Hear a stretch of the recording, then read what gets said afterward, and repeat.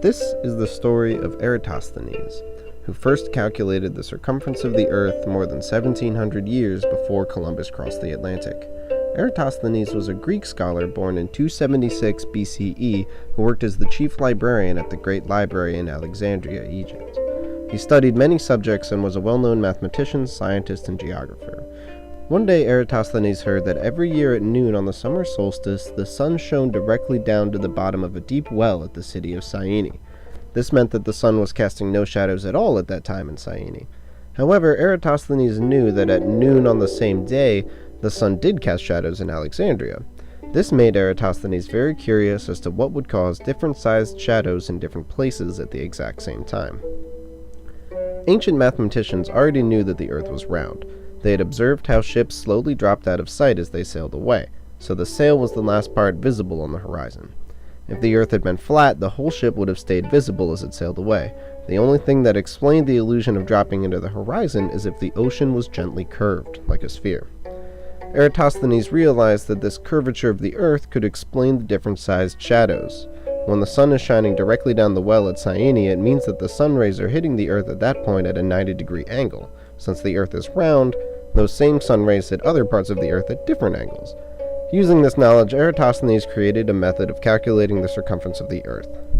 The first piece of information that Eratosthenes needed for his calculations was the distance from Alexandria to Syene. Many Egyptians had surveyed the distance before, but in order to be as accurate as possible, Eratosthenes wanted to double-check the recorded number.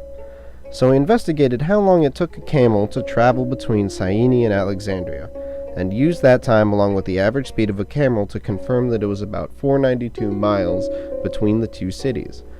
Next, Eratosthenes needed to measure the angle at which sun rays hit Alexandria at the same moment they were shining directly down the well at Syene. So on the summer solstice, he waited by a tall pillar in Alexandria until exactly noon, and when the sun reached its apex, he measured the length of its shadow. Then Eratosthenes was able to use a simple trigonometric formula to determine that the rays were hitting the pillar at a 7.2-degree angle. Eratosthenes now had all the data he needed to calculate the circumference of the Earth. 7.2 degrees is about 1/50th of the full 360 degrees in a circle, so he knew that 50 times the distance between Alexandria and Syene would give him the Earth's circumference. 50 times the 492 miles gave Eratosthenes 24.6 thousand miles. The actual distance is 24.9 thousand miles, so Eratosthenes got remarkably close without needing any of the technology that we use today.